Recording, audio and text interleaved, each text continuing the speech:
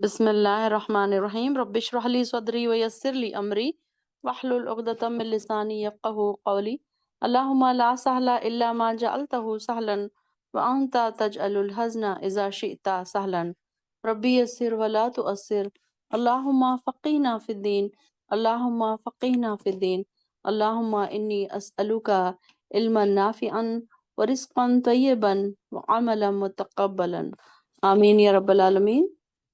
चलिए देखते हैं आयत नंबर 46 से। सूरह अनआम पारा नंबर 7 है हमारा, आयत नंबर है 46। कुल अरअयतुम, कह दीजिए मुझे बताओ, इन अखज़ल्लाहु, अगर छीन ले अल्लाह, समअकुम, तुम्हारे कान, व अबसारकुम, और तुम्हारी आंखें, व क़तमा, और मोहर लगा दे, अला कुलूबिकुम, तुम्हारे दिलों पर, मन इलाहुन गैरुल्लाही, तो है कोई और माबूद सिवाय अल्लाह के, ये अतीकुम बिही, जो ला दे तुम्हें ये चीजें। उन्जुर, देखिए, कैफ़ नुसर्रिफुल आयाती, किस तरह से अल्लाह ताला फेर फेर कर बयान करते हैं आयतें, सुम्मा हुम यस्दिफून, फिर भी वो एराज करते रहते हैं, मुंह फेरते रहते हैं। अब यहाँ पर देखिए अल्लाह ताला एक और नेमत को गिना रहा है कि अगर अल्लाह ताला हमसे हमारे कान, आंख और दिल, अल्लाह की आयत कैसे हैं, पहले तो ये देख लीजिए कि इन तीन नेमतों का जिक्र इस आयत में अल्लाह ताला अपनी इन तीन नेमतों का जिक्र करके इन्हें अपनी आयत अल्लाह ताला की जात पर दलालत करने वाली निशानियां करार दिया है। सबसे पहले कौन सी है निशानी? समात का जिक्र, सुनने का, किस तरह, किस आवाज से हवा में लहरें पैदा होती हैं, फिर वो लहरें कान के पर्दों से जाके टकराती हैं, फिर इसके जरिए वो दिमाग तक पहुंचती हैं, फिर दिमाग फौरन इस आवाज का मतलब समझता है, फिर इंसान अपनी जबान से फौरन बात करने वाला इसका जवाब देता। अब ये देखिए कितनी फास्ट ये सब काम हो जाते हैं कि एक किसी ने एक जुमला बोला, वो जुमले की जो रफ्तार है, वो आवाज की जो रफ्तार है, अब जो साइंस वाले स्टूडेंट्स हैं तो उन्होंने पढ़ा होगा कि कैसे आवाज की रफ्तार कितनी तेज है, कि कैसे वो आवाज इतनी तेजी से हमारे कानों तक जाती है और कानों से फिर दिमाग तक जाती है, फिर दिमाग उसको सोचकर उसका रिप्लाई भी कर देता है। तो ये सारी चीजें क्या है? अल्लाह ताला की निशानियां हैं। और ये सब काम इतनी जल्दी हो जाते हैं कि बात करने वाला फौरन इसका जवाब भी दे देता है। फिर यही सूरत बसारत की भी है, यानी कि आंख कोई चीज देखती है तो इस चीज की तस्वीर या फोटो उसके आंख के अंदर वाले हिस्से पर, जिसको अदसा कहते हैं हम, उस पर पहुंचती है। फिर वही तस्वीर बारीक सी नालियों के जरिए दिमाग के पर्दे पर पड़ती है और दिमाग फौरन ये फैसला देता है कि जो चीज आंख ने देखी वो फलां चीज है, फलां रंग की है, इसकी शक्ल ऐसी है, इसका खद व खामत ऐसी है, इतना और इतना है। फिर दिल का निज़ाम इनसे भी पेचीदा है। क़ुव्वत, तमीज़, अक़ल, इरादा, इख्तियार, सब की सब क़ुव्वतें इसी से मुताल्लिक़ है। किसी बात को सोचना, तदबीर करना, फ़ैसला करना, सब कुछ काम इसी के हैं। अल्लाह ताला फ़रमाता है कि अगर अल्लाह ताला समात, बसारत या दिल के अमल को, इसके निज़ाम को सल्ब कर ले, तो क्या इन मुशरिकों के किसी इलाहा में ये ताकत है कि वो इस निज़ाम को फिर से स्टार्ट कर दें? लेकिन ये लोग तो अल्लाह ताला की आयत पर गौर ही नहीं करते। जहाँ अल्लाह की आयत का ज़िक्र होता है, वहाँ से क्या करते हैं ये लोग? अपना रुख ही मोड़ लेते हैं, पहलू ही बदल लेते हैं कि इंसान ने जितने भी कमालात हासिल किए। अब इसका दूसरा पहलू ये है कि इंसान ने जितने भी कमालात हासिल किए, चाहे इजादात से हो, चाहे फ़लसफ़े से हो, या इंसान की खुशहाली, या इंसानी तदबीर से, या साइंस की जो आजकल न्यू-न्यू इन्वेंशंस हो रही हैं उससे हो, या ये सारी चीज़ें जिन पर इंसान फ़ख्र करता है, फूला नहीं समाता, ये सारी की सारी चीज़ें, आँखें, कान और दिल इसी से कहीं न कहीं रिलेटेड है। फिर अगर अल्लाह ताला अपनी दी हुई चीज़ वापस ले ले, तो किसी भी इलाह में ये कुदरत नहीं है कि वो इनकी ये चीज़ें बहाल कर दे। अगर वो ऐसा नहीं कर सकते, तो अल्लाह के कामों में शरीक कैसे हुए? तो यहाँ पर शिर्क के लिए एक और मिसाल बयान की जा रही है। जो लोग शिर्क करते हैं, उन लोगों की एक तो ये बात है कि ये लोग अपने खुदाओं को मानते थे और जैसे दूसरों गैर अल्लाह से जाकर ये मदद मांगते हैं, उनके लिए ये एक और एग्जाम्पल अल्लाह ताला फरमा रहे हैं कि क्या ऐसी चीज हो सकती है कि अल्लाह ताला तुमसे अगर आंखें छीन ले, कान छीन ले। अब ये देखिए कि अगर किसी को आंखें ना हो, तो उसके लिए तो सारी दुनिया अंधेरी है, उसके लिए वेस्ट है सारी की सारी। अब ये तो, अब हमको तो ہم کو تو آنکھیں بائی برتھ مل گئی تو ہم نے تو اس کو فار گرانٹیڈ لے لیا. کبھی ہم نہ اس سے خوش ہوئے کہ ارے میرے پاس آنکھیں. آپ دیکھیے نا کبھی ہم اس بات پر خوش ہوئے کہ اللہ تعالیٰ نے مجھے آنکھیں بغیر مانگے کے دے دی, یا سننے کی صلاحیت بغیر مانگے کے دے دی, یا بولنے کی صلاحیت بغیر مانگے کے دے دی. کبھی ہمارا خیال ہی نہیں گیا نا اس طرف, ہم نے سوچا ہی نہیں کہ یہ ساری چیزیں اللہ تعالیٰ نے ہمیں عطا کی ہیں. کیا ہم نے یہ مانگی تھی؟ کیا ہم نے دعائیں کی تھی رات رات بھر بیٹھ کے؟ آپ دیکھیے کہ جن کے پاس آنکھیں نہیں ہوتی وہ بےچارے کتنا روتے ہوں گے, کتنی دعائیں کرتے ہوں گے اللہ سے کہ اللہ ہمیں بھی آنکھیں عطا کر, ہم بھی تیری اس دنیا کو دیکھیں, رنگین دنیا کو دیکھیں, اس کی رنگینی کو دیکھیں. ان کی کیا فیلنگ رہتی ہوگی؟ کبھی آپ نے سوچا ان لوگوں کے بارے میں؟ کبھی ملاقات کریں ایسے لوگوں سے تو ان کو دیکھ کر فیل کریں کہ اللہ تعالیٰ نے ہم کو کتنی قیمتی چیزیں عطا کی ہیں. اور دیکھیے کہ یہ جو چیز اللہ تعالیٰ نے جو قیمتی چیز, اب آنکھ کو ہی لے لیجیے, اگر آنکھیں ہمارے پاس نہ ہوتی تو ہم یہ قرآن کیسے پڑھتے, اس سے ہدایت ہم کیسے حاصل کرتے؟ سب سے بڑی چیز یہ اہمیت جو ہے نا, آنکھوں کی اہمیت اگر بہت ساری ہے اس کی امپورٹنس, لیکن سب سے پہلی امپورٹنس کیا ہے کہ ہم اس قرآن کو پڑھ سک رہے ہیں, اس سے ہدایت حاصل کر سک رہے ہیں. اگر آنکھیں ہی نہیں ہوتی تھی تو ہم کیسے اس کو دیکھ سکتے تھے, کیسے اس کو پڑھ سکتے تھے؟ پھر انسان دیکھے کہ دنیا کی رنگینیوں کے کو انجوائے کرتا ہے, گرینری کو دیکھتا ہے, آسمان کے بدلتے ہوئے رنگوں کو دیکھتا ہے, بارش میں جو موسم بدلتا ہے اس کو دیکھتا ہے, بارش سے جو پھر ہریالی چاروں طرف آتی ہے, قدرتی مناظر ہیں, ان کو دیکھ کر انسان دیکھیے کہ کیسے خوش ہوتا ہے. ایک طریقے کے آپ دیکھیں گے کہ اگر آپ ڈپریشن میں ہیں, آپ پریشان حال ہیں, آپ کہیں پارک میں جا کے بیٹھ جائیں, گرینری کو دیکھیں, آپ سمندر کے کنارے جا کے بیٹھ جائیں, اس کے جو بہتے ہوئے پانی ہے, اس کی لہریں ہیں, آپ اس کو دیکھیں گے نا تو انسان کا ڈپریشن اس سے دور ہو جاتا ہے. تو یہ ساری چیزیں کہیں نہ کہیں آنکھوں سے گزرتے ہوئے ہمارے دل اور دماغ کو جا کر کہیں نہ کہیں کوئی نہ کوئی ٹریگر کرتی ہے باتوں کو, اور ہمیں ایک طریقے کا سکون پہنچاتی ہے. تو ہم نے اس بارے میں کبھی نہیں سوچا. تو اللہ تعالیٰ اپنی نعمتوں کا, صرف 3 نعمتوں کا یہاں پر ذکر کر کے اللہ تعالیٰ فرما رہا ہے کہ اگر تمہاری آنکھوں کو اللہ تعالیٰ تمہاری آنکھیں سلب کر لے, یا تمہارے کان سلب کر لے, یا تمہارے دلوں پر مہر لگا دے, تو پھر کیا کرو گے تم؟ کہاں سے لاؤ گے یہ ساری چیزیں؟ کوئی ہے جو تم کو واپس لا کر دے گا؟ پھر اللہ تعالیٰ سوال کر رہے ہیں کہ من الہ غیرو, کوئی اللہ کے علاوہ جو تمہاری ان چیزوں کو واپس لا کے دے گا؟ واقعی دیکھیے نا اللہ تعالیٰ قرآن میں کیسے کیسے سوالات ہم سے پوچھ رہا ہے, کیسے ہم کو جگا رہا ہے. ہم کو ایسا لگتا ہے کہ جب کوئی آیت ایسی ہمارے سامنے آتی ہے تو ایسا لگ رہا ہے ہم نیند سے جاگ رہے ہوتے ہیں. ایسا لگتا ہے کہ ہم نے یہ آیت تو کتنی بار پڑھی, لیکن اس کو ہم نے اس انداز سے نہیں سوچا کہ واقعی اللہ تعالیٰ یہ 3 چیزیں کتنی اہمیت والی ہے ہمارے پاس, اور ہم نے اس کی کبھی اہمیت نہیں سمجھی, کبھی ہم نے اس کا شکر نہیں ادا کیا کہ واقعی کان اور آنکھیں. اب کان کو ہی لے لیجئے, اب آنکھوں سے تو ہم نے دیکھ لیا کہ کیسے ہم قرآن کو پڑھ رہے ہیں, اس کو سمجھ رہے ہیں, دنیا کی رنگینیوں کو دیکھ رہے ہیں, لوگوں کے اتار چڑھاؤ کو دیکھ رہے ہیں, ہر چیز. انسان دیکھے نا کہ آنکھوں سے انسان سامنے والے کے تغیرات کو بھی پہچان سکتا ہے کہ اس کے دل میں کیا چل رہا ہے, کون آپ سے خوش ہو رہا ہے, کون آپ سے ناراض ہو رہا ہے, کون آپ سے جلن اور حسد کر رہا ہے. کئی چیزیں آپ آنکھوں سے سمجھ لیتے ہیں, ہر چیز آپ آنکھوں سے سمجھ سکتے ہیں, بہت ساری چیزیں. پھر اسی طریقے سے سماعت جو ہے, اب آپ دیکھیے کہ آپ کلاس میں بیٹھے ہیں, آپ کے کان اگر نہ ہوتے تو یہ ہدایت کی باتیں ہمارے کانوں تک کیسے جاتی؟ یہ بھی اللہ تعالیٰ کی ایک نعمت ہے ہم پر کہ اللہ تعالیٰ نے ہمیں سماعت نصیب فرمائی کہ ہم ہدایت کی باتیں سن سک رہے ہیں, اور یہ جا کر ہمارے دلوں کو ٹریگر کر رہی ہے, اور کہیں نہ کہیں ہماری جو سوئی ہوئی جو کیا کہتے ہیں کہ ہم اب تک جو غفلت کی نیند سوئے ہوئے تھے, اب ہم سننے کی وجہ سے جاگ رہے ہیں.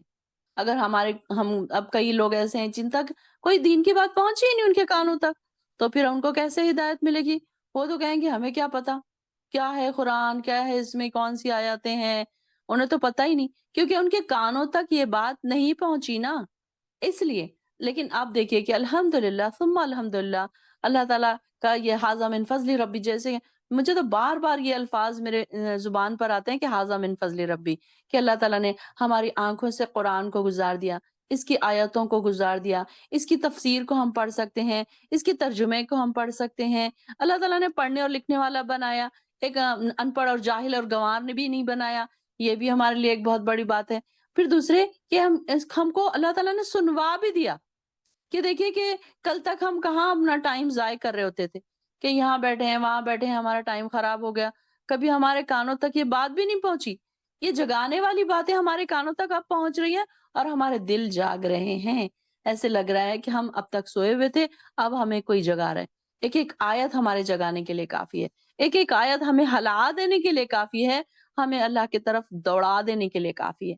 تو اللہ تعالیٰ دیکھیے کہ کیسے اللہ تعالیٰ نے سماعت جو ہمارے لیے رکھی ہے، تو اس کا بھی دیکھیے نا کتنا فائدہ۔ کوئی آپ کو آواز دیتا ہے، آپ فوراً پلٹتے ہیں، اسے سن سکتے ہیں۔ اب ایک بہرا کوئی انسان ہے، تو اگر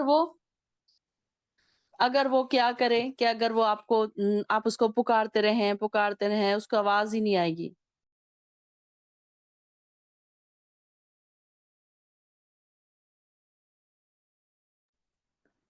تو یہاں پر اب دیکھیے کہ اللہ تعالیٰ نے یہ کتنا ہمارے لیے ایک بڑا آنر کی بات ہے کہ یہ ساری چیزیں اللہ تعالیٰ نے عطا کر دی ہم کو، کہ آنکھ بھی عطا کر دی، کان بھی عطا کر دی، اور یہ دو مین سورسز ہیں ہدایت کے۔ اگر آپ سوچیں، اگر آپ سمجھیں، اگر یہ دو چیزیں انسان کے پاس نہ ہو تو اس کے لیے ہدایت پانا ذرا مشکل ہے، کیونکہ وہ نہ دیکھ سکے گا، نہ سن سکے گا، نہ اس کے کانوں تک کوئی ہدایت کی بات پہنچ سکے گی، نہ وہ آنکھوں سے کوئی ہدایت کی بات پڑھ سکے گا۔ یہ دو چیزیں مین سورسز ہیں جو ہمیں ہدایت کی طرف جانے کے لیے آسانی پیدا کرتے ہیں۔ کبھی آپ نے سوچا اس بارے میں؟ نہیں نا؟ تو ہم نے سوچا ہی نہیں نا کبھی، ہمارا سوچنے سمجھنے کا انداز کہاں تھا اتنا۔ اب تو ہم الحمدللہ ایک ایک آیت پر ہم آبزرو کر رہے ہیں، غور کر رہے ہیں، تو ہمیں پتہ چل رہا ہے کہ آنکھ، کان اور دل بھی اللہ کی آیات ہیں، اللہ کی نشانیاں ہیں، جو اللہ تعالیٰ نے جن کو عطا کر دی وہ بڑے خوش قسمت لوگ ہیں۔ ہم نے بنا مانگے ہم کو فار گرانٹیڈ یہ ساری چیزیں مل گئی، تو ہم نے کبھی شکر نہیں ادا کیا اس کا۔ آپ دیکھیے کہ کوئی بچہ اگر پیدا ہوتا ہوگا، اس کی آنکھیں نہیں ہیں، اس کے کان نہیں ہیں، ان کے ماں باپ کے لیے کتنا بڑا دھکا لگتا ہوگا کہ میرے بچے کو آنکھیں نہیں ہیں، لیکن یہ دیکھیے کہ ہم کتنے خوش قسمت ہیں، اپنی خوش قسمتی کو کبھی کبھی ریئلائز کرنا سیکھیں، کبھی کبھی اس بات پر بھی غور کرنا سیکھیں۔ ایک ایک چیز اپنے باڈی کے پارٹ کو جب اکیلے میں بیٹھے نا، تو دیکھا کریں غور سے کہ اللہ تعالیٰ نے مجھے کیا کیا عطا کیا، کیا میں اس قابل تھی، کیا میں اتنی تو نیک ہوں نہیں، کیا میرے پاس اتنی نیکیاں ہیں جو اللہ تعالیٰ نے مجھے اتنی ساری چیزیں عطا کر دی۔ الحمدللہ الحمدللہ۔ تو اللہ تعالیٰ فرما رہے ہیں کہ جو جو چیزیں ہیں، اور پھر اس کے بعد اگر دل، سماعت، بصارت اور آنکھیں ہونے کے باوجود اگر اللہ تعالیٰ تمہارے دلوں پر مہر لگا دے، تو پھر کیا اللہ کے سوا کوئی ہے جو تمہیں یہ چیز واپس لا کر دے؟ اب اس کے بعد ہمارے آس پاس ہم دیکھتے ہیں کئی لوگ دیکھنے والے بھی ہیں، سننے والے بھی ہیں، پڑھنے پڑھانے والے بھی ہیں، ان کے پاس اعلیٰ درجے کی ڈگریاں بھی ہیں، لیکن ان کے دلوں پر مہر ہے، وہ اس طرف آتے ہی نہیں ہیں، وہ آنا بھی نہیں چاہتے، وہ اپنے انجوائمنٹ میں، اپنی زندگیوں میں وہ اتنے خوش ہیں کہ ان کو یہاں آنے کا ٹائم ہی نہیں ہے، وقت ہی نہیں ہے ان کو یہاں آنے کا۔ تو ایسے لوگوں کے بارے میں اللہ تعالیٰ فرما رہے ہیں کہ جب اللہ تعالیٰ ہی مہر لگا دے تو کوئی الہ نہیں ہے جو یہ چیزیں تمہیں واپس لا کر دے۔ الحمدللہ، پھر ایک بار الحمدللہ کہیے کہ اللہ تعالیٰ نے ہمارے دلوں پر مہر نہیں لگائی۔ الحمدللہ ہم کو سمجھنے والا بنایا، عقل والا بنایا، قرآن کو پڑھنے پڑھانے والا بنایا، قرآن کو سمجھنے والا بنایا، اس سے ہدایت لینے والا بنایا۔ تو اللہ تعالیٰ اگر ہمارے دلوں، اب آپ دیکھیے نا ہمارے آس پاس کئی لوگ ایسے ہیں کہ آپ ان کو کلاس میں بلاؤ وہ نہیں آتے، آپ ان کو دوزخ کی بات سناؤ وہ نہیں سنتے، ان کے دلوں پر کوئی اثر ہی نہیں کرتا۔ خبر کی باتیں نہ اثر کرتی ہیں، نہ موت ان کے اوپر اثر کرتی ہے، نہ ان کے سامنے کسی کا مر جانا اثر کرتا ہے، بالکل ان کے دل ایک دم سخت ہے، جیسے کہ ہاں چلو یہ چیزیں ہیں، دنیا ہے، یہ سب ہوتا ہی رہتا ہے، اس میں کیا نیا ہے۔ ایسے ان لوگ کی تھنکنگ ہے، حالانکہ بڑی بڑی ڈگریاں ہیں، بڑے پڑھے لکھے ہیں، لیکن اس تعلق سے وہ جاہل ہیں، ان پڑھ ہیں، کیونکہ ان کو ہدایت نہیں مل رہی، اللہ تعالیٰ نے مہر لگا دی۔ پھر ایسے ہی لوگوں کو جو چاہتا ہی نہیں ہے اللہ تعالیٰ کی طرف آنا، تو پھر اللہ تعالیٰ کیا کرتا ہے؟ ان کے دلوں پر مہر لگا دیتا ہے۔ اللہ تعالیٰ کو بھی کوئی نہیں پڑے کہ اللہ تعالیٰ ان کو زبردستی اس طرف لے کر آئے۔ جو چاہتا ہے، جو اپنے دلوں کو کھولنا چاہتا ہے، پیچھے آگے ہم پڑھیں گے کہ وہ لوگ کہتے ہیں کہ ہمارے دلوں پر تالے لگے ہوئے ہیں، کوئی بات نہ ان کے اندر جاتی ہے، نہ کوئی بات باہر نکلتی ہے۔ اب یہ دیکھیں کہ ہمارے آس پاس جو شرک کرنے والے لوگ ہیں، جو درگاہوں پر جانے والے لوگ ہیں، آپ ان کو کتنی بھی باتیں، کتنی بھی دلیلیں بتا دیں، ان کے دلوں پر تالے لگے ہوئے، نہ ان کے اندر کوئی بات جاتی ہے، نہ ان کے اندر سے کوئی بات نکلتی ہے۔ تو یہ کیسے ہے کہ یہ ان کے دل ایسے سخت ہو چکے ہیں کہ ان کے اندر، ان کو اللہ تعالیٰ نے، اس کا یہ مطلب کیا ہوا کہ اللہ تعالیٰ نے ان کے دلوں پر مہر لگا دی۔ جب مہر لگا دی اللہ تعالیٰ نے، تو وہ کوئی بات سننے اور سمجھنے کے قابل ہی نہیں رہے۔ حالانکہ دنیا کے سارے علومس کو وہ سمجھ سکتے ہیں، وہ سائنس کو سمجھ سکتے ہیں، وہ ہسٹری کو سمجھ سکتے ہیں، انگلش سمجھ سکتے ہیں، ہر لینگویج کو سمجھ سکتے ہیں، ایکسپلین کر سکتے ہیں، لیکن سمجھ نہیں سکتے تو کس کو سمجھ نہیں سکتے؟ اللہ کی آیات کو، اللہ کی نشانیوں کو نہیں دیکھ سکتے، اللہ کی آیاتوں کو، اللہ کی ہدایت، جو اللہ تعالیٰ ہدایت کی طرف بلا رہا ہے اس کو نہیں دیکھ سکتے ہو۔ ان کے لیے اندھے بن گئے، وہ اندھے اور بہرے بن گئے وہ، کیونکہ ان کو نہیں نظر آ رہا کوئی ہدایت کی چیزیں۔ ان کو ہمارے آس پاس جو نشانیاں دیکھیں کہ یہ نشانیاں بھی ہمیں ہدایت دیتی ہیں، کئی چیزیں ایسی ہیں جو اللہ تعالیٰ کے ہمیں یاد دلاتی ہے، اللہ کا ذکر، اللہ کی تعریف ہماری زبان پر آتی ہے۔ اب آپ دیکھیے کہ آپ بہت سارا خوبصورت سا آپ جب آسمان دیکھتے ہیں تو ایک دم دل سے آپ کے الفاظ نکلتے ہیں، سبحان اللہ، کتنا پیارا منظر ہے۔ آپ گرینری دیکھتے ہیں، ہریالی دیکھتے ہیں، کوئی خوبصورت منظر دیکھتے ہیں، آپ کے دل سے چاہ کر یا نہ چاہ کر بھی، اگر آپ کے دلوں میں ہدایت ہے تو آپ کے دل سے فوراً اللہ کی تعریف نکلتی ہے۔ تو کیسے اللہ تعالیٰ نے ہدایت دی نا آپ کو اللہ تعالیٰ نے ہدایت دی تو آپ آئے ہیں اس طرف، ورنہ دیکھیے کئی لوگ ایسے ہیں جن کے بارے میں ہم تڑپتے رہتے ہیں کہ وہ اس طرف آئیں، کچھ ہمارے کلوز ونس ہیں، کچھ ہمارے کلوز فرینڈس ہیں، کچھ ہمارے کلوز ریلیٹیوز ہیں، جن کے بارے میں ہم سوچتے رہتے ہیں کہ وہ اس طرف آئیں، لیکن وہ اس طرف نہیں آتے۔ کیوں؟ کیونکہ اللہ تعالیٰ نے ہدایت نہیں دی ان کو، اللہ تعالیٰ نے ان کے لیے مشکل کر دیا، تنگ کر دیا، وہ ہمیشہ رونے روتے ہیں، نہیں نہیں آج تو ہمارا یہ ہے، نہیں نہیں آج تو ہمارا وہ ہے۔ اور وہ جو دوڑنے والے لوگ ہیں نا کلاس کے لیے اور قرآن کے لیے اور اللہ کے رضا کے لیے دوڑنے والے لوگ ہیں نا، تڑپ جاتے ہیں اگر ان کی ایک دن کی کلاس بھی چھوٹ گئی تو، ایک دن کا ان کا سبق مس ہو گیا تو وہ فوراً بیٹھ کر راتوں رات ہی اس کو کمپلیٹ کر لیتے ہیں، بھلے ہی اگر کلاس میں ان کو نہ ملے تو قرآن لے کر یا دوسرے کسی کا لیکچر سن کر وہ اپنے نوٹس برابر کمپلیٹ کر لیتے ہیں، اپنا جو بھی چھوٹا ہے اس کو برابر کمپلیٹ کر لیتے ہیں۔ یہ ہوتی ہے ہدایت کی بات۔ تو اللہ تعالیٰ نے ان کے دلوں پر، جن کے دلوں پر مہر لگا دی، تو پھر وہ آتے بھی نہیں ہے، سنتے بھی نہیں ہے، ان کے دلوں پر کوئی اثر بھی نہیں ہوتا، نہ ان کو کوئی چیز نظر آتی ہے، نہ ان کو آس پاس کوئی نشانیاں نظر آتی ہے، نہ ان کے کانوں سے کوئی بات ٹکراتی ہے جو ان کے دلوں کا ہلا کر رکھ دے۔ تو یہ کیسے ہے؟ اللہ تعالیٰ نے مہر لگا دی۔ اللہ اکبر، کتنے انلکی لوگ ہیں نا، کتنے بدقسمت لوگ ہیں کہ جب ان کی آنکھیں کھلیں گی تو وہ بہت دیر ہو چکی ہوگی، جب ان کی موت کے وقت، جب یا قیامت کے دن جب ان کی آنکھیں کھلیں گی کہ کاش ہم اللہ تعالیٰ کو راضی کر لیتے، اس وقت جب ہمیں قیمتی وقت دیا گیا تھا ہم اللہ کو راضی کر لیتے، وہ یہ بات سوچیں گے، لیکن جب تک دیر ہو چکی ہوگی۔ تو اللہ تعالیٰ بھی کہہ رہا ہے کہ تمہارے دلوں پر مہر لگا دے اللہ تعالیٰ، تو اللہ کے سوا کوئی اور الہ ہے جو یہ چیزیں تمہیں واپس لا کر دے؟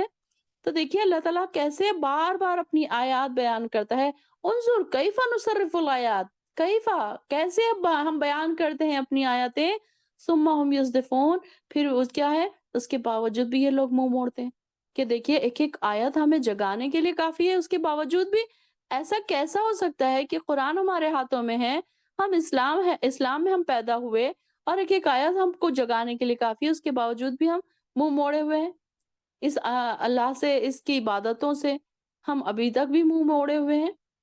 یہ کیسے پاسبل ہو سکتا ہے؟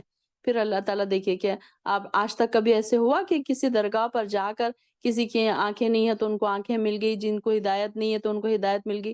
کبھی نہیں ایسا ہوا، بلکہ اللہ تعالیٰ جن کو دینا چاہے ان کو دے سکتا ہے، لیکن جن کو نہیں دینا چاہے تو پھر وہ چاہے دنیا کی کوشش کر لیں، ان کو یہ ساری چیزیں، اور اسپیشلی ہدایت، ہدایت اللہ تعالیٰ ان کو دیتا ہے جو اس کے خاص بندے ہیں۔ آپ سب خوش ہو جائیے، آپ لوگ اللہ کے چنندہ بندے ہیں، آپ لوگ اللہ کے خاص بندے ہیں۔ مجھے ایسا لگتا ہے کہ اللہ تعالیٰ نے آپ سب کو ہدایت دی ہے تو آپ نے اپنے قیمتی وقت نکال کر یہاں آ کر بیٹھے ہیں نا آپ۔ تو اللہ تعالیٰ جن کو پسند کرتا ہے، جن کے دلوں کو دین ہدایت سے بھر دیتا ہے، پھر وہ دوڑ دوڑ کر اپنے سارے کام چھوڑ چھوڑ کر اللہ کی طرف آتے ہیں، اللہ کو راضی کرنے کے لیے۔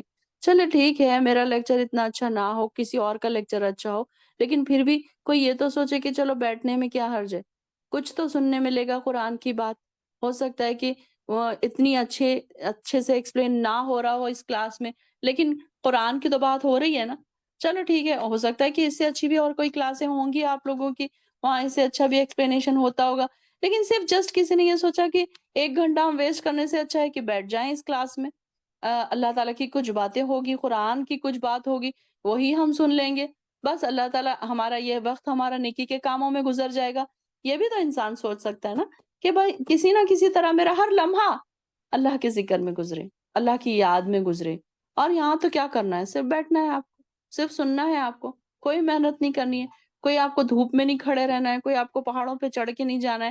میں بار-بار یہ کہتی ہوں کہ آپ کو سکون سے آن لائن کلاسز جو مل رہی ہیں نا، یہ ہمارے لیے ایک بہت بڑی نعمت ہے، عطیہ ہے اللہ تعالیٰ کی طرف سے، کہ ہم سکون سے اپنے گھروں میں بیٹھے ہیں، اپنے فلیکسیبلی کام کر رہے ہیں، نہ ہمیں کہیں جانے کی ٹینشن، نہ کیب کی ٹینشن، نہ بس کی ٹینشن، نہ آپ کو کوئی چھوڑنے والا نہیں ہے، نہ کوئی لانے والا نہیں ہے، یہ ساری ٹینشن سے ہم بالاتر ہیں۔ کتنے سکون سے، کتنے فلیکسیبلی ہم کلاس اٹینڈ کر پا رہے ہیں۔ ایک ہم نے انگلی ماری، ایک کلک کیا اور ہم اللہ کی نورانی محفل میں پہنچ گئے۔ آپ جنتوں میں پہنچ گئے، جہاں سے آپ باغات، جنت کے باغات سے آپ پھول توڑ رہے ہیں۔ کسی دین کی محفل میں بیٹھنا کیسا ہے؟ جیسے آپ جنت میں گھوم پھر رہے ہیں اور وہاں کے باغات سے آپ پھول چن کر اپنی ٹوکری میں رکھ رہے ہیں۔ سبحان اللہ، کتنے آنر کی بات ہے نا، صرف یہاں بیٹھنا، آرام سے بیٹھنا۔ کوئی اے سی میں بیٹھا ہے، کوئی فین میں بیٹھا ہے، کوئی اپنے نرم گرم بستر پہ بیٹھا ہے، کوئی صوفوں پہ بیٹھا ہے، کوئی اپنے آرام سے اپنی فلیکسیبلٹی کے حساب سے بیٹھا ہے۔ کوئی کسی کو نہیں دیکھ رہا کہ کوئی کیسے بیٹھا ہے، کوئی کس نے کیسے کپڑے پہنا ہے، کس نے کیسے آیا ہے اس کلاس میں۔ نہیں، سب کے لیے فلیکسیبلٹی ہے، بالکل آرام۔ یہ دیکھیے کہ کیسے ہم آرام سے بیٹھ کے اللہ کی ہدایت کی باتیں سن رہے ہیں، اور یہ کہیں نہ کہیں ہمارے دلوں کو ٹچ کرتی ہے، ہارٹ ٹچنگ ہوتی ہے، پھر ہمارے دل اور زیادہ ایمان سے بھر جاتے ہیں۔ اب آپ دیکھیے، آبزرو کریے آپ کہ جب ہم کلاس میں ہوتے ہیں تو ہمارا ایمان کا لیول بڑھ جاتا ہے، اور جب ہم کلاس کے علاوہ کبھی آپ دیکھیں کہ ایک ہفتہ اگر آپ کی کلاس چھوٹ جائے نا، تو آپ کو ایسے لگتا ہے کہ جیسے آپ کا ایمان کا لیول کم ہو گیا ہے۔ آپ آبزرو کریں، کیا سچ مچ ایسا ہوتا ہے؟ ضرور آپ اپنا ایکسپیرینس مجھے بتائیے گا، کلاس کے بعد بتائیے گا یا پھر نیکسٹ ویک بتائیے گا۔ یہ سب کبھی تو ایسا ہوتا ہے نا کہ کسی کی کلاسیں چھوٹ جاتی ہیں کوئی ریزنز کی وجہ سے، تو آپ ضرور آبزرو کیجئے کہ میرا ایمان کا لیول کم ہوا ہے یا زیادہ ہو گیا ہے اکیلے میں۔ تو اللہ تعالیٰ ہمیں کہ دیکھیے کہ اللہ تعالیٰ کے ہم کتنی چنندہ بندے ہیں آپ سب، کہ اللہ تعالیٰ نے آپ کو، آپ کے ہمارے دلوں پر مہر نہیں لگا دی اللہ تعالیٰ نے، اور ورنہ اگر اللہ تعالیٰ مہر لگا دیتا تو اللہ کے سوا کون تھا جو اس کو ہٹاتا؟ چاہے کتنے بھی الہ ہوں، ان کے جو معبود ہیں، یا پھر کہہ لیجئے کہ ان کے جو دنیا میں یہ اب آج کل جو لوگ جاتے ہیں درگاہوں پہ جاتے ہیں، نیازیں چڑھاتے ہیں، چادریں چڑھاتے ہیں، آپ کتنی بھی چادر چڑھا دیں، ایک کے بجائے 10 چادر چڑھا دیں، کیا وہ آپ کے دلوں پر جو مہر لگی اس کو ہٹا سکتے ہیں؟ کیا آپ کے کان نہیں ہیں، آپ کی آنکھیں نہیں ہیں، آپ کو وہ دے سکتے ہیں؟ نہیں، وہ خود مجبور ہے اللہ کے سامنے، وہ خود اللہ سے مانگنے والے ہیں۔ تو اللہ تعالیٰ فرما رہے ہیں کہ پھر کیسے تم منہ موڑتے ہو؟ پھر یہ لوگ کیسے منہ موڑ جاتے ہیں؟ اتنی ساری آیتیں ہیں، ہر طریقے سے ہم آپ کو ہر چیز پھیر پھیر کر، آیاتوں کو کھول کھول کر ہم بیان کر رہے ہیں، اس کے باوجود بھی یہ لوگ منہ موڑ کر چلے جاتے ہیں۔ واقعی سمجھنے کی بات ہے، سوال کرنے کی بات ہے نا۔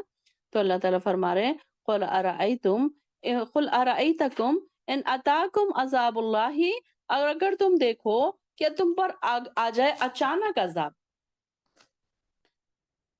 عذاب اللہ بغتتاً، اللہ کا عذاب اچانک آ جائے، او جہرتاً، یا علانیہ، یا دکھ بھی رہا ہے آپ کو، یا کھلم کھلا آ جائے، اچانک آ جائے یا علانیہ آ جائے، حل یہلکو، تو نہیں ہلاک کیے جائیں گے، الا القوم الظالمین، مگر ظالم لوگ ہی۔ تو یہاں پر بھی دیکھیے کہ اگر اللہ تعالیٰ اچانک عذاب لا لے یا پھر علانیہ عذاب بھی لائے، تو کیا ظالموں کے سوا کوئی اور بھی ہے جو ہلاک ہوگا؟ اللہ تعالیٰ کیا کرے گا؟ ایسا عذاب جو پہلے کے زمانے میں دیکھیے کہ نوح علیہ السلام کے ٹائم پہ کیسا عذاب آیا تھا، اور جتنے ظلم کرنے والے لوگ، ظلم سے کیا مراد ہے؟ ظلم سے مراد اللہ کی بات نہ ماننا، ہدایت کی طرف نہ آنا، وہ ساری چیزیں۔ تو اس جملے میں ایک یہ کہ عذاب کے آنے کی ایک تو اطلاع پہلے ہی انبیاء نے دے دی تھی ہم کو کہ اس طریقے کے عذاب آئیں گے، اللہ تعالیٰ کی باتیں جو نہ مانیں گے لوگ تو ان کے اوپر ایسے عذاب آئیں گے۔ جو آگے آ رہا ہے کہ وَمَا نُرْسِلُ الْمُرْسَلِينَ، اور نہیں ہم بھیجتے رسولوں کو إِلَّا مُبَشِّرِينَ وَمُنذِرِينَ، مگر بشارت دینے والے اور ڈرانے والے بنا کر۔ فَمَنْ آمَنَ، پھر جو شخص ایمان لے آئے، وَأَصْلَحَ، اور اصلاح کر لے، فَلَا خَوْفٌ عَلَيْهِمْ وَلَا هُمْ يَحْزَنُونَ، تو نہیں ہوگا کوئی خوف ان پر اور نہ وہ غمگین ہوں گے۔ تو یہ رسولوں نے پہلے ہی بشارت دے دی تھی کہ دیکھیے اگر انسان گناہوں میں چور ہو جائے گا تو اللہ کا عذاب آ جائے گا، یہ تو نبی صلی اللہ علیہ وسلم کی امت پر دیکھیے کہ تو اللہ تعالیٰ نے خاص انعام کیا کہ ہم پر کوئی عذاب نہیں آئے گا. کیوں؟ کیونکہ ابھی نبی کی دعا تھی کہ اللہ میری امت کو عذاب سے ہلاک نہ کرنا. اللہ تعالیٰ سے دعا کی تھی نا. تو ایک یہ کہ عذاب آنے کی اطلاع انبیاء کو بذریعہ وحی دے دیتا تھا اور انہیں ہدایت کر دی جاتی تھی کہ وہ اپنے پیروکاروں کو ساتھ لے کر اس مقام سے نکل جائیں. کئی انبیاء کے بارے میں ہم نے پڑھا نا کہ جب ان کے اوپر عذاب آتا تھا، تو لوط علیہ السلام ہے، جیسے ان کے اوپر عذاب آنے والا تھا تو کیا کہا تھا اللہ تعالیٰ نے کہ اپنے لوگوں کو لے کر نکل جاؤ. اور جو عذاب آیا تو کن کے اوپر آیا؟ اس طریقے سے عذاب صرف ظالم لوگوں پر ہی آتا ہے. دوسرا مطلب یہ ہے کہ چونکہ عذاب ظالموں کے ظلم کی وجہ سے آتا ہے، لہٰذا ظالموں کو چاہیے کہ پہلے ہی توبہ کر لیں اور عذاب الہی سے خود بھی بچ جائیں اور دوسروں کی ہلاکت کا سبب بھی نہ بنے. پھر تیسرا مطلب اس کا یہ ہو سکتا ہے اصل میں تباہی اور ہلاکت تو ظالموں کے لیے ہی ہے، مرنے کے بعد بھی انہیں دوزخ کا عذاب بھگتنا ہے، اور صالح افراد تو موت کے بعد اللہ کے فضل و کرم کے مزید حقدار بن جائیں گے. تو یہ کہ ایک تو یہ ہے کہ ان کو دنیا میں بھی عذاب ہے اور آخرت میں بھی عذاب ہے. تو ہر طریقے سے جو ظالم ہے ان کے لیے دونوں طرف عذاب ہے. حالانکہ نبی آئے، انبیاء آئے، خوشخبریاں بھی سنائی، ڈراوے بھی سنائے، ہر چیز بتانے کے بعد بھی دیکھیں کچھ لوگ ایسے سخت ہوتے ہیں، سخت دل ہوتے ہیں کہ ان کے دل نہیں پگھلتے. تو پھر اب ان کے لیے بات ہو رہی ہے کہ ایسے لوگ جو ہیں جنہوں نے اصلاح کر لی، اس نے اپنی اصلاح کر لی، اب اگر کوئی ایمان لے آیا اور اصلاح کر لی، دو چیزیں بتائی جا رہی ہیں کہ انبیاء کے آنے کے بعد، ان کی خوشخبریاں سننے کے بعد. اب چلیے ہمارے پاس تو انبیاء موجود نہیں ہے ہمارے پاس، لیکن اس وقت تو انبیاء موجود ہوتے تھے. تو وہ لوگ کیا کرتے تھے؟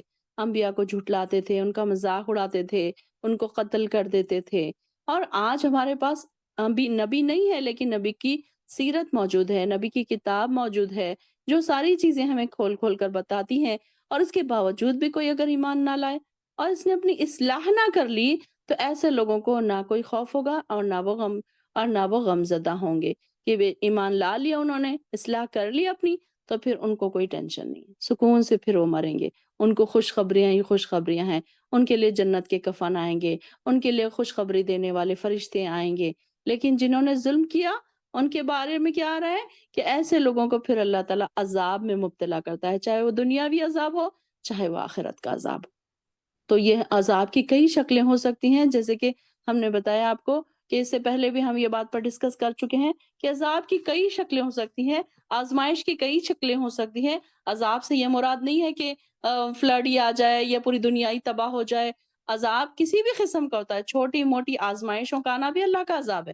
کہ انسان اگر گناہوں میں چور ہو رہا ہے تو کوئی ایسی آزمائش اس کے اوپر آتی ہے، کوئی ایسی بیماری اس کو لگ جاتی ہے، یا بچوں کی طرف سے وہ پریشانیوں میں گر جاتا ہے، یا شوہر کی طرف سے وہ پریشانیوں میں گر جاتا ہے، تو وہ فوراً سوچے مجھ سے کیا گناہ ہو رہا ہے، کیا غلطی مجھ سے ہو رہی ہے جس کی وجہ سے اللہ کا عذاب آئے. اس کو اللہ کے عذاب سے ریلیٹ کر کے دیکھیں اپنے آپ کے لیے کہ مجھ سے کوئی غلطی ہو رہی ہے جو اسی وجہ سے مجھے اللہ تعالیٰ نے کوئی نہ کوئی آزمائش میں مبتلا کیا ہے. تو اللہ تعالیٰ نے تو بتا دیا ہم کو. اللہ تعالیٰ پچھلی آیت تو کل بھی ہم نے پڑھا نا کہ اللہ تعالیٰ ایک پہلے ٹھوکر دیتے ہیں کہ انسان پہلے الرٹ ہو جائے، پھر بھی اگر انسان نہیں آتا تو پھر اس کے اوپر اللہ تعالیٰ بڑی آزمائشیں اس کو ڈالتے ہیں، پریشانیوں میں اس کو مبتلا کر دیتے ہیں. تو یہاں پر بھی وہی بات بتائی جا رہی ہے کہ اللہ تعالیٰ کیا کرتے ہیں کہ جو یہ ساری چیزیں بھیجنے کے بعد، رسول کے بھیجنے کے بعد، کتابیں بھیجنے کے بعد، ہدایت کی باتیں ہم کو سنا دینے کے بعد بھی اگر کوئی ایمان نہ لے کر آئے، اپنی اصلاح نہ کر لے. اصلاح سے کیا مراد ہے؟ اصلاح سے مراد ہماری ہر چیز اللہ کے مطابق ہونا چاہیے، اسلام کے مطابق ہونا چاہیے. نبی نے جیسے طریقہ کار ہم کو سکھایا، نبی نے جو ہم کو تعلیم دی ہے اس کے مطابق ہونا چاہیے. اگر ایسا نہیں ہے تو ہم نے اپنی اصلاح نہیں کر لی. چلو ٹھیک ہے، میں نماز تو پڑھتی ہوں، میں قرآن تو پڑھتی ہوں، لیکن میرے تعلقات لوگوں سے اچھے نہیں ہیں، یہ تو پھر یہ ساری اصلاح ہونا ضروری ہے. ہر چیز، ہر میدان میں آپ نے پرفیکٹ ہونا ضروری ہے.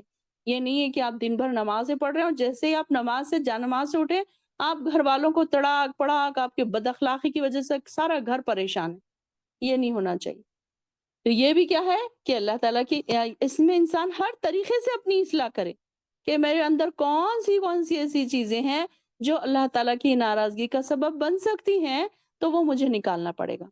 کبھی انسان بے پردگی کے ساتھ گزار رہا ہے زندگی، نماز تو پڑھتے ہیں کئی لوگوں کو دیکھا ہے نماز تو پڑھتے ہیں لیکن بے پردگی کر رہے ہیں، بازاروں میں جا رہے ہیں میک اپ کر کے جا رہے ہیں منہ کھلا ہے، تو یہ بھی اصلاح کی ضرورت ہے، یہاں پر بھی اصلاح کی ضرورت ہے۔ بے پردگی، ہنس رہے ہیں، بول رہے ہیں، نامحرموں سے مذاق ہو رہا ہے، ہنسی مذاق چل رہا ہے، یا اس بات کی پابندی نہیں کی جا رہی کہ اللہ تعالیٰ کہیں مجھ سے ناراض تو نہیں ہو جائے گا۔ ہم چھوٹی چیز سمجھتے ہیں نا، ہم سمجھتے کہ بڑی چیز کیا ہے، روزہ رکھ لینا، حج کر لینا، چلو 5 وقت کی نماز تو پڑھ رہے ہیں نا، بس کافی ہے یہ۔ کچھ لوگوں نے اس کو ہی کافی سمجھ لیا، لیکن اصلاح کا مطلب یہ ہے کہ ہر چیز میں ہماری اصلاح ہو، ہماری بات چیت میں کہیں ہم جھوٹ تو نہیں بول رہے، کہیں ہم غیبت تو نہیں کر رہے، کہیں ہمارے سے کوئی ہرٹ تو نہیں ہو جا رہا، کہیں ہم کسی کے بارے میں غلط سلط بات تو نہیں کر رہے۔ زبان بھی، آنکھ بھی، کان بھی، کہاں ہمارے گناہگار ہو رہے ہیں، آنکھوں سے ہم کیا کام کر رہے ہیں، کیا کیا ہم ابھی اللہ تعالیٰ کی نے گنایا نعمت آنکھوں کی، تو یہ آنکھوں سے ہم کیا کام کر رہے ہیں۔ کئی لوگ ہیں آنکھوں سے کیا، موویز کا بڑا شوق ہے، پہلے جیسے ہی مووی لگی ہے پہلا شو دیکھنا ہے ان کو، آنکھوں سے یہ کام کیا ہم نے، پھر کہاں اصلاح ہوئی ہماری۔ کانوں سے کیا سن رہے ہیں، میوزک سن رہے ہیں، گانے سن رہے ہیں۔ اللہ تعالیٰ نے اس لیے دی تھی یہ نعمت تاکہ تم اس سے میوزک سنو، تاکہ تم اس سے گانے سنو۔ تو یہ ساری چیزیں اللہ تعالیٰ نے دی ہے ہمیں، اس کے بعد ہم کو اللہ تعالیٰ ایمان لانے کے لیے کہہ رہا ہے کہ یہ ساری چیزیں کہ میں نے تمہیں اتنی نعمتیں عطا کر دی، اس کے باوجود تم نہ ایمان لانے والے ہو اور بن رہے ہو، اور نہ اپنی اصلاح کر رہے ہو۔ اصلاح ہر چیز میں ضروری ہے۔ تو یہاں پر ہمیں پتہ ہونا چاہیے کون کون سی چیزیں ہیں، ہمیں ہر ایک وقت ہر دن ہمیں اپنی اصلاح کرنی چاہیے کہ اب اور کون کون سی چیزیں ہیں جو مجھے عادت ہے، جو مجھے نکالنا پڑے گا، جو یہ غلط ہے میرے اندر، اب تک میں اس کو سمجھتی نہیں تھی غلط۔ آپ دیکھیے کہ جب آپ قرآن پڑھنے لگے ہیں نا تو آپ کو اپنی غلطیوں کا احساس ہونے لگا ہے، کہاں پر آپ صبر نہیں کرتے، کہاں پر آپ غصے میں آ جاتے ہیں، جھنجلا جاتے ہیں، اور فوراً غصے میں آ کر کوئی ایسے الفاظ زبان سے نکالتے ہیں، گالی گلوچ کر جاتے ہیں۔ ان ساری جگہوں پر اصلاح کی ضرورت ہے۔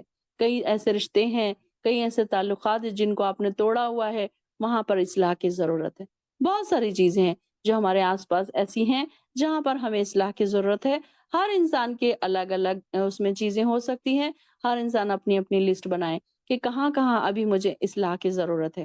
جب میں اس قرآن کو پڑھ رہی ہوں، اس کو سمجھ رہی ہوں، ان آیات پر سے میں گزر رہی ہوں، تو میرا ایمان کا لیول بڑھنا تو چاہیے نا؟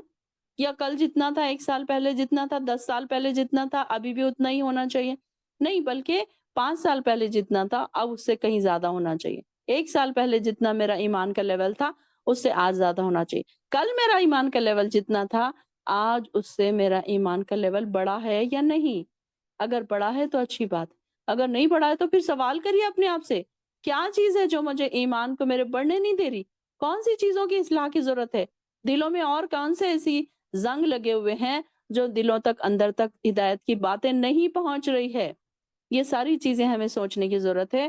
تو ایسے لوگ جو ہے نا بڑے لکی ہوں گے، پھر نہ ان کو کوئی خوف ہوگا، نہ وہ غمزدہ ہوں گے۔ اللہ تعالیٰ کے فرشتے ان کو ویلکم کریں گے، جنت کے ان کے لیے 8 دروازے کھول دیے جائیں گے۔ سبحان اللہ، اللہم اجعلنا منہم۔ اللہ تعالیٰ ہمیں بھی ایسے لوگوں میں سے بنا دے جن کا ایمان کا لیول ایک دم ہائی ہو جائے۔ اللہ ہمارے مرنے تک ہمیں ایسا بنا دے کہ ہمارا ایمان کا لیول ایک دم ہائی ہو جائے، اس میں کوئی کمی ہی نہ ہو، اور ہم اپنی اصلاح بھی کر لیں۔ اللہم اصلحنا، یہ بھی دعا کریں، اللہم اصلحنا، اللہ میری اصلاح کر دے۔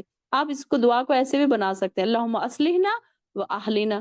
یہ میں نے اپنے الفاظ ایسے ہی بنا لیے دل سے کہ لکھی بھی تو نہیں ہے کہیں دعا، لیکن یہ ہم اپنے الفاظ کو ایسے بنا سکتے ہیں کہ اللہ میری بھی اصلاح کر، میرے اہل و عیال کی بھی اصلاح کر۔ اللہم اصلحنا و اولادنا، کہ اللہ میری اولاد کی بھی اصلاح کر، میری بھی اصلاح کر۔ سب سے پہلے اپنی اصلاح کی دعا کریں، کیونکہ بہت ساری چیزیں ہمیں بھی ایسا لگتا ہے کہ بہت ساری چیزیں ہمارے اندر اصلاح ہونا باقی ہیں۔ ہم بچوں کو تو بہت ساری چیزیں سکھاتے ہوتے ہیں، لیکن کئی چیزیں ایسی ہوتی ہیں جو ہمارے اندر بھی ابھی باقی ہیں کرنا، اس کی اصلاح کرنا ضروری ہے۔ تو یہاں پر دعا کیا کریں، اللہم اصلحنا و اہلنا، یا پھر اللہم اصلحنا و اولادنا، کہ ہمارے اللہ ہماری اولاد کی بھی اصلاح کر، ہماری بھی اصلاح کر۔ یا اہلنا کہہ رہے ہیں تو اس میں سارے ہی آ جا رہے ہیں، شوہر، بچے، ماں باپ، بہن بھائی، سارے ہی آ جا رہے ہیں اس میں۔ تو اپنی اصلاح کی ہمیشہ دعا کیا کریں، کیونکہ جن کی اصلاح ہو گئی، جو ایمان والے بن گئے، جن کا ایمان کا لیول بڑھ گیا، تو وہ اللہ تعالیٰ کے مقربین میں شامل ہو جائیں گے، اللہ کی نعمتوں کے حقدار بن جائیں گے۔ پھر ان کو قیامت کے دن کوئی خوف نہیں ہوگا، کوئی غم نہیں ہوگا، کوئی پریشانی، کوئی ٹینشن نہیں ہوگی۔ ان کو پتا ہے کہ ہم اللہ کے مقرب ہیں، ان کو خوشخبریاں دے دی جائیں گی نا پہلے ہی، خبروں میں ہی، کہ تم خوش ہو جاؤ، اللہ تعالیٰ تم سے راضی ہے۔ یہ خوشخبری چاہیے ہمیں، یہ ہمارا ٹاسک ہے، اس کے لیے اتنی محنت کرنا ہے ہم کو کہ ساری محنت ہماری کس لیے ہے؟ یہ خوشخبری ہمیں مل جائے۔ اللہم انی اسألک حسن الخاتمہ وتوبۃ النصوح قبل الموت۔ ہم امید کریں، ہم دعا کریں کہ اللہ تعالیٰ ہمارے لیے بھی ایسے فرشتے بھیجے جو کیا کہیں ہمیں، یا ایتها النفس المطمئنہ ارجعی الی ربک راضیۃ مرضیہ۔ یہ خوشخبری سننے کے لیے ہمارے کان ترسیں، اس کے لیے اپنے آپ کو تیار کریں۔ اے اطمینان پانے والی روح، تو لوٹ چل اپنے رب کی طرف۔ کیا خوشخبری ہے، کیا میننگ ہے اس کے؟ سب کو یاد ہو گئے ہوں گے، بار بار بولتی رہتی ہوں نا، اب تک سب کو یاد ہو گئے ہوں گے۔ بتانا مجھے ضرور کہ آپ لوگوں کو یہ آیات کے میننگ یاد ہو چکے ہیں یا نہیں یاد ہو چکے ہیں، کیونکہ میں بار بار دہراتی رہتی ہوں۔ اتنی آسان اب ہو گیا آپ لوگوں کے لیے کہ یہ ساری کی ساری چیزیں نا آپ کو یاد ہو گئی ہوں گی۔ اے اطمینان پانے والی روح، اللہ کی طرف لوٹ چل، اللہ تعالیٰ تجھ سے راضی ہے، تو بھی اس سے راضی ہو جا۔ آپ دیکھیے کہ جب وہ انسان سنے گا نا، اس کو دنیا کی کوئی چیز اٹریکٹ نہیں کرے گی، نہ بچے، نہ شوہر، نہ بیوی، نہ اس کے بہن بھائی، نہ اس کی دولت، نہ اس کا گھر، نہ اس کا بنگلہ، نہ اس کے کوئی فیوریٹ چیز۔ وہ بولے گا بس مجھے اللہ کے پاس لے کر چلو، مجھے اللہ سے ملاقات کرنی ہے۔ اللہ سے ملاقات کا شوق اس کے دل میں بڑھ جائے گا۔ دیکھیے کہ انسان کتنی محنتوں سے گھر بناتا ہے، اپنی پسندیدہ چیزیں اس میں رکھتا ہے، لیکن جب اللہ کا بلاوا آتا ہے تو اس کو یہ ساری چیزیں چاہتے ہوئے یا نہ چاہتے ہوئے چھوڑ کر جانی پڑتی ہے۔ تو ایسے جائیں کہ ہم خوشی سے جائیں، جائیں بھی تو ہم کیسے؟ خوشی سے، کیونکہ ہمیں اس بات کا پکا اندازہ ہونا چاہیے کہ ہمیں اس سے اچھی چیزیں ملنے والی ہیں اللہ کے پاس۔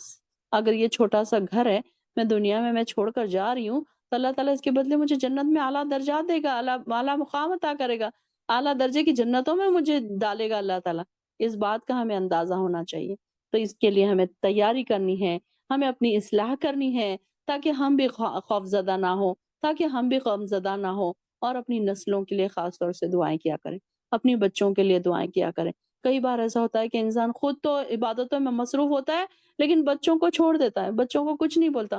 کئی جگہ پر دیکھیے کہ اتنا برا لگتا ہے جب بازار میں نکل جاؤ تو ایسا برا لگتا ہے یہ بات دیکھ کر کہ مائیں تو نوز پیس لگائی ہوئی ہیں، اور بیٹیاں خوبصورت بڑی پیاری سی میک اپ کیے ہوئے کھلے منہ لے کر گھوم رہی ہیں۔ یعنی کہ ہم اپنے ساتھ اپنے گھر والوں کی اصلاح نہیں کر رہے۔ کئی بار ایسا ہوتا ہے کہ مائیں تو درسوں میں جا رہی ہیں، نیکیوں پر قائم ہیں، اور بچوں کو کچھ بھی نہیں، نماز کے لیے بھی نہیں اٹھا رہی۔ چلو جانا دو، بچے سو رہے ہیں اٹھ رہے ہیں، ان کی مرضی، پڑھیں گے نہیں پڑھیں گے ان کی مرضی۔ نہیں، بلکہ ہم کو ساتھ ساتھ اپنے اہل و عیال کی بھی اصلاح کرنی ہے۔ کیا کوئی یہ پسند کرے گا کہ وہ خود جنت میں جائے اور اس کے بچے دوزخ میں جائیں؟ نہیں، بلکہ میں بار بار یہ کہتی ہوں کہ کسی کے لیے جنت کی خوشیاں بھی اس کے لیے کم دکھیں گی اگر اس کے بچے اور اس کے شوہر اس کو جنت میں نہ نظر آئے۔ کوئی اگر کسی انسان کو یہ بتا دیا جائے کہ تم کو تو جنت کا اعلیٰ درجہ مل گیا، لیکن تمہارے اہل و عیال دوزخ میں، تو سوچئے کہ اس کا کیا برا حال ہوگا۔ کیا اس کو جنت کی خوشی محسوس ہوگی؟ وہ فیل کر پائے گا جنت کی خوشی؟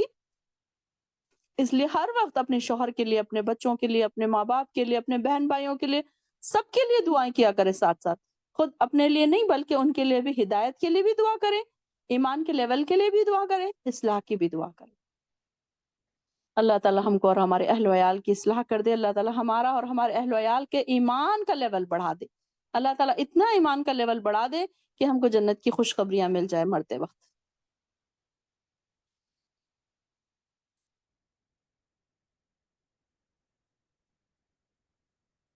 والذین کذبوا بآیاتنا، اور جن لوگوں نے جھٹلایا آیات میں ہماری آیتوں کو، یمسہم العذاب، تو انہیں پہنچے گا عذاب، بما کانوا یفسقون، بوجہ اس کے جو وہ نافرمانی کرتے تھے۔ کہ ہم نے یہ پہلے بھی ہم نے کئی انبیاء کے قوموں کے بارے میں پڑھا کہ ان کو کیوں آیا عذاب، کیونکہ انہوں نے نافرمانی کی، رسولوں کو جھٹلایا۔ یہ ہمارے سامنے نشانیاں موجود ہیں۔ آج بھی ہم دیکھیں کہ کئی بار ایسا ہوتا ہے کہ ہمارے اوپر کوئی پریشانی آتی ہے، کوئی آزمائش آتی ہے، اب کوئی تکلیفیں ہو رہی ہے، لوگ اس کو کہاں سے ریلیٹ کرتے ہیں؟ اس کو ریلیٹ کرتے ہیں کہ ارے کسی کی نظر بد ہو گئی، ارے کسی نے حسد کیا، کسی کا اثرات ہو گئے، اسی وجہ سے اس کی ایسی طبیعت ہو گئی۔ کبھی انسان یہ نہیں سوچتا کہ میرے برے کرموں کی وجہ سے مجھے اللہ تعالیٰ سزا تو نہیں دے رہا، یہ آزمائشیں اس وجہ سے تو نہیں آ رہی کہ میرے گناہ کتنے ہیں۔ انسان کبھی اپنے آپ کو اس بات کا وہ نہیں دیتا کہ مجرم نہیں ٹھہراتا کہ میں بھی تو گناہ کر رہی ہوں، اس وجہ سے تو مجھے یہ پریشانیوں میں اللہ تعالیٰ نے مبتلا نہیں کیا، بلکہ کئی نافرمانی ہم دن بھر میں سے کر رہے ہوتے ہیں لیکن ہمیں اس کا احساس نہیں ہوتا، ہم بڑے مطمئن ہوتے ہیں، ہمارا خیال بھی نہیں جاتا کیونکہ شیطان نے ہمارے گناہوں کو اتنا مزین کر کے بتا دیا کہ ہم گناہ کو گناہ ہی نہیں سمجھتے۔ تو یہاں پر بھی دیکھیے کہ اللہ تعالیٰ فرما رہے ہیں کہ ان کو ہماری آیات کو جھٹلانے کی وجہ سے انہیں ایسا عذاب پہنچے گا، کیا وجہ سے؟ کہ وہ نافرمانی کرتے تھے، کانو یفسقون۔ ہم بھی کون کون سی نافرمانیاں کرتے ہیں چیک کریے، ٹھیک ہے بڑی بڑی نہیں ہوں گی، چھوٹی چھوٹی تو ہوں گی نا۔ اب یہ دو جن کے بارے میں ہم ذکر سنتے تھے، جو پیغمبروں کو انہوں نے جھٹلایا، ان کے اوپر انہوں نے بڑے بڑے انہوں نے کام کر دیے، انہوں نے گناہ کے کام کر دیے، لیکن ہمارے چھوٹے چھوٹے تو گناہ ہوتے ہیں نا، کبھی نماز چھوٹ رہی ہے، کبھی جماعت چھوٹ رہی ہے، کبھی روزے چھوٹ رہے ہیں، کبھی کسی کی حق تلفی ہو رہی ہے، کبھی حقوق العباد پورے نہیں ہو رہے، کبھی حقوق اللہ پورے نہیں ہو رہے۔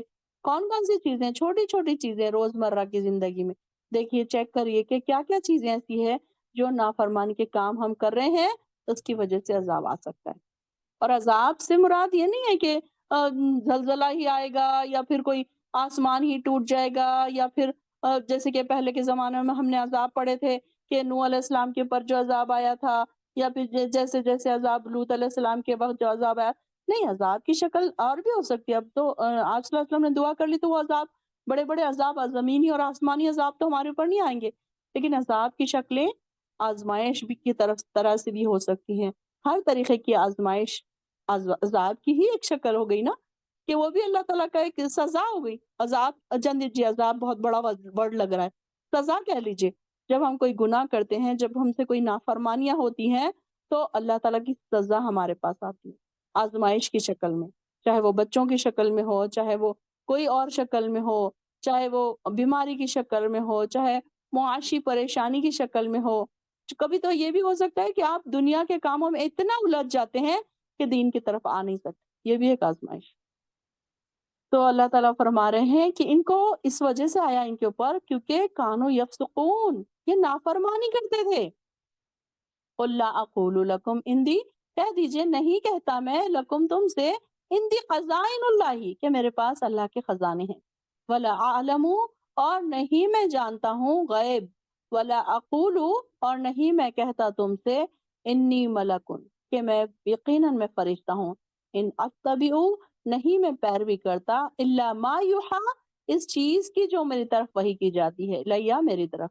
قل هل يستوي الاعمى والبصير، کہہ دیجیے کیا برابر ہو سکتے ہیں نابینا اور بینا؟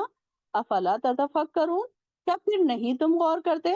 اب یہ دیکھیے کہ یہ جو آپ صلی اللہ علیہ وسلم کا جو انبیاء کا جو اصل کام یہ جو ہوتا تھا کہ لوگ ایمان لے کر آ جائیں، جنت اور دوزخ کی خوشخبریاں سناتے تھے، اللہ تعالیٰ کی رضامندی کی طرف بلاتے تھے، اسی طریقے سے ان کا یہی کام رہا ہے۔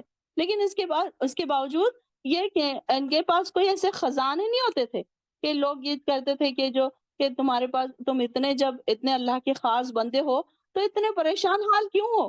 کہ یہاں پر بھی یہ لوگ کہتے ہیں کہ یہ جو نبی ہے یہ ہماری طرح کھاتا ہے، ہماری طرف پیتا ہے، اس کے پاس تو اللہ کے کوئی خزانے بھی نہیں ہیں۔ تو آپ صلی اللہ علیہ وسلم اس کے جواب میں کہہ رہے ہیں کہ میرے پاس اللہ کے خزانے نہیں ہیں کہ میں تمہارے منہ مانگے معجزات دکھا سکوں یا تمہاری حاجات کو پوری کر سکوں، اور نہ ہی میں غیب جانتا ہوں کہ مجھے پتا چل جائے کہ فلاں نے چوری کی ہے، فلاں فلاں کیا کر رہا ہے، اس وقت تم اپنے دل میں کیا سوچ رہے ہو۔ اور میں فرشتہ بھی نہیں ہوں کہ مجھے کھانے پینے چلنے پھرنے نکاح کی حاجت نہیں ہے، یہ بھی نہیں ہے۔ میرے فرائض صرف یہ ہیں کہ ایمان لانے والوں کو خوشخبری دوں اور انکار کرنے والوں کو ڈراؤں، اور ہر حال میں اپنی ذمہ داری نبھانے کی کوشش کروں۔ یہ بات بتائی جا رہی ہے کہ اللہ تعالیٰ نے حالانکہ اللہ کے پیارے نبی تھے، اللہ تعالیٰ چاہتا تو ان کو خزانے دے دیتا، ان کے قدموں کے نیچے رکھ دیتا، لیکن یہ دیکھیے کہ کیسے کیسے مشکلوں کے دن گزرے ہیں آپ صلی اللہ علیہ وسلم کے، کہ کیسے کبھی کبھی دو دو تین تین دن کے فاقے ہوتے تھے، کھانے اور پینے کو کچھ نہیں ہوتا تھا، کبھی کبھی صرف کھجور کھا کے زندگی گزار لیتے تھے، کبھی آتا ہے کہ کبھی انہوں نے سرکہ اور روٹی کھا لیا، کیسے کیسے ان کے دن گزرے، کہ اللہ تعالیٰ کے نبی تھے نا، خاص پیغمبر تھے، اللہ تعالیٰ کے پیارے چہیتے نبی تھے، لیکن اس کے باوجود دیکھیے نہ ان کے پاس کوئی خزانے تھے، نہ وہ غیب جانتے تھے۔ بہت سارے لوگوں کا یہ کہنا ہے کہ آپ صلی اللہ علیہ وسلم غیب جاننے والے ہیں، تو یہ ان کو جواب دیا جا رہا ہے کہ نہیں، میں غیب جانتا نہیں ہوں، اور نہ ہی میں یہ کہہ رہا ہوں کہ میں فرشتہ ہوں، کہ میں تم کو تمہارے پاس جو تم کہو گے میں تمہارے لیے وہ ساری چیزیں میں عطا کر دوں، بلکہ جو مجھ پر وحی کی جاتی ہے کہ مجھ میں اور تم میں صرف یہی فرق ہے کہ مجھ پر اللہ کی وحی آتی ہے جس سے مجھے یقینی علم حاصل ہو جاتا ہے، اور بعض اوقات غیب کے پردے ہٹا کر اللہ تعالیٰ مجھے کچھ بتا بھی دیتا ہے، پھر میں اسی وحی کے مطابق تمام لوگوں کو احکام کی پیروی بھی کرتا ہوں، اور لیکن تم ان میں سے کوئی چیز بھی محسوس نہیں تمہارے پاس، تو اب تمہارے نظریات کی بنیاد محض تمہارے گمان ہے۔ اب بتاؤ کہ میں اور تم ایک بینا اور نابینا کے برابر ہو سکتے ہیں؟ یعنی کہ آپ صلی اللہ علیہ وسلم ایک بینا ہے، اور جو ایمان نہیں رکھنے والا ہے وہ نابینا ہے۔ آگے جو آ رہا ہے، قل حل یستوی الاعمی والبصیر، کیا برابر ہو سکتے ہیں نابینا اور بینا؟ یہاں پر بینا کون ہے؟ آپ صلی اللہ علیہ وسلم، اور نابینا کون ہے؟ کہ ہدایت نہ دیکھنے والا انسان، کہ آپ صلی اللہ علیہ وسلم کو اللہ تعالیٰ نے بینا بنا کر بھیجا، جیسے کہ وہ دیکھتے بھی ہیں، سنتے بھی ہیں، سمجھتے بھی ہیں، ایک راہ پانے والے ہیں۔ اب اس میں ایک راہ پانے والا ہے اور دوسرا گمراہ ہے، ایک عالم ہے اور دوسرا جاہل ہے، کیا دونوں برابر ہو سکتے ہیں؟ آما اندھا کس بات کے اندھے؟ ہدایت کے اندھے، اور بصیر کس کے دیکھنے والے؟ کہ ہدایت کو دیکھنے والے، ہدایت کو فوراً سمجھنے والے۔ تو یہ کیا ہے؟ ایک اس میں ہدایت پانے والا بھی ہو گیا اس میں، اور عالم بھی ہو گیا، جاہل بھی ہو گیا۔ اس کو عالم بھی بول سکتے ہیں، آما جو ہے اس کو، نابینا جو ہے اس کو جاہل بھی کہہ سکتے ہیں، اور بصیر کو اب جاہل بھی کہہ سکتے ہیں، سوری آما جو نابینا ہے اس کو جاہل کہہ سکتے ہیں، کہ اس کو کچھ عقل ہی نہیں ہے، سمجھ ہی نہیں ہے۔ ڈگریاں ہیں بہت ساری، ماسٹرز ہے، ڈگری ہے، جو بھی ہے، بڑے بڑے یونیورسٹی یو کے یو ایس کہاں کہاں سے پڑھ کے آ گئے، لیکن ہدایت کے اندھے ہیں۔ تو ان کو کہاں کیا کہا جا رہا ہے؟ آما، کہ ہدایت ہی نہیں ملتی ان کو، ہدایت کے اندھے ہیں۔ پھر دوسرے عالم اور جاہل دونوں کیا برابر ہو سکتے ہیں؟ عالم سے مراد کون سا عالم؟ دین کا علم رکھنے والا، یہ نہیں کہ دنیا کی ڈگریاں رکھنے والا، اور اس کے اللہ کی نظر میں بھلے ہی اس کے پاس کتنی بھی ڈگریاں ہیں، لیکن اللہ کے علم نہیں ہے تو وہ پھر جاہل ہے۔ تو اللہ تعالیٰ فرما رہے ہیں کہ ایک تو ہے راہ پانے والا اور دوسرا ہے گمراہ، یعنی کہ ایک ہدایت یافتہ ہے اور ایک ہدایت سے دور ہے، گمراہ ہو گیا، جن اندھیروں میں بھٹک گیا۔ تو کیا یہ دونوں برابر ہو سکتے ہیں؟ تو بینا اور نابینا کا ڈیفینیشن کیا ہے؟ ہدایت کے اندھے، ہدایت نہ دیکھنے والے اور ہدایت دیکھنے والے، ہدایت کو سمجھنے والے۔ جیسے کہ آج ہم دیکھنے لگے ہیں کہ جب ہم آسمان کو دیکھتے ہیں، ہم زمین پہ چلنے والی چونٹیوں کو دیکھتے ہیں، پرندوں کو دیکھتے ہیں، یہ سب چیزیں دیکھ کر ہمیں کچھ نہ کچھ اللہ کی نشانیاں نظر آ رہی ہیں نا، تو پھر کیا ہے؟ اب یہ دیکھنے والے اور نہیں دیکھنے، اور نابینا کون ہے؟ جو دنیا میں کام میں اتنے مصروف ہیں کہ ان کو اللہ کی نشانیاں دیکھنے کو کبھی وقت ہی نہیں ملتا، کبھی فرصت ہی نہیں ملتی کہ وہ کیا کریں، کیا اللہ تعالیٰ کی نشانیوں کو دیکھیں، کیا تعریف کریں۔ تو یہاں وہ دونوں کی بات بتائی جا رہی ہے، اللہ تعالیٰ فرما رہے ہیں کہ کیا برابر ہو سکتے ہیں نابینا اور بینا؟ افلا تتفکرون، کیا پھر تم غور و فکر نہیں کرتے؟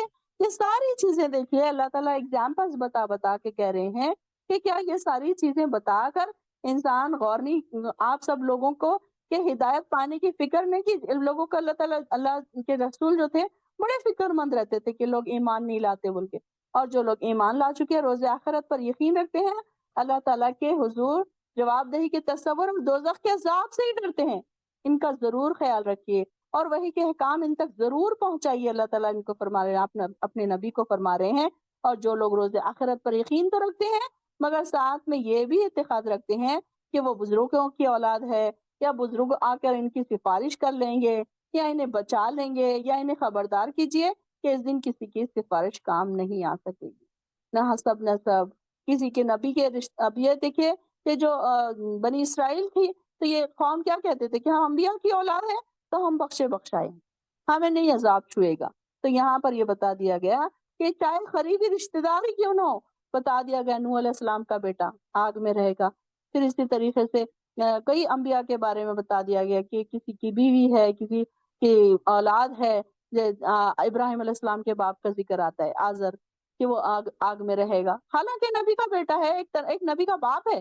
یہ دونوں رشتے کتنے قریبی رشتے ہیں، लूत अलैहिस्सलाम की बीवी है। देखिए कि कितने करीबी रिश्ते हैं ये 3, लेकिन ये आग में रहेंगे। अल्लाह ताला ने पहले ही उनके ऊपर तय कर दिया, ये बात उनके ऊपर तय है कि ये आग में रहेंगे। क्यों? हालांकि इतने करीबी रिश्तेदार थे, लेकिन अपने आमाल की वजह से, अपने शिर्क की वजह से, तो लिहाजा इंसान को अपने अपने आमाल की खुद फिक्र करनी चाहिए। और इनके लिए तकवे की ज्यादा जरूरत है कि इंसान अपने अंदर अल्लाह से डरे कि जब मैं अल्लाह के पास जाऊंगा तो मुझे कौन कौन सी चीजों के जवाब देने पड़ेंगे। अल्लाह के यहाँ जाने का ज्यादा इंसान को डर होना चाहिए। आप देखिए कि अगर जिस किसी इंसान के दिल में दुनिया की मोहब्बत होती है ना, तो उसके दिल में आखिरत का खौफ नहीं होता। आप देखिए, ऑब्जर्व कीजिए कि जो दुनिया दुनिया दुनिया पाने के लिए लोग दिन और रात मेहनतें कर रहे होते हैं ना, आखिरत के लिए कोई उनके पास मेहनत नहीं है, कोई कोशिश नहीं है, कोई डर नहीं है।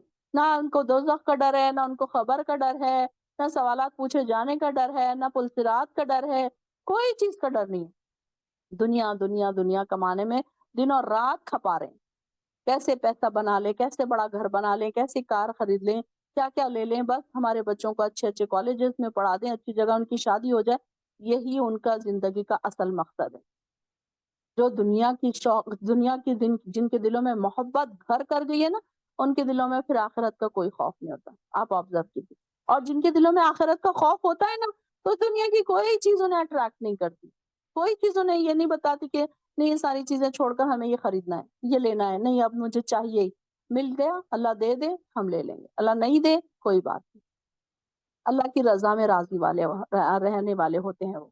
जो अल्लाह के मुत्तकी बंदे होते हैं, तक़वा वाले जो लोग होते हैं, अल्लाह वाले जो बंदे होते हैं, तो वो कैसे होते हैं कि अल्लाह के हर चीज़ में राज़ी बरज़ा रहने वाले होते हैं।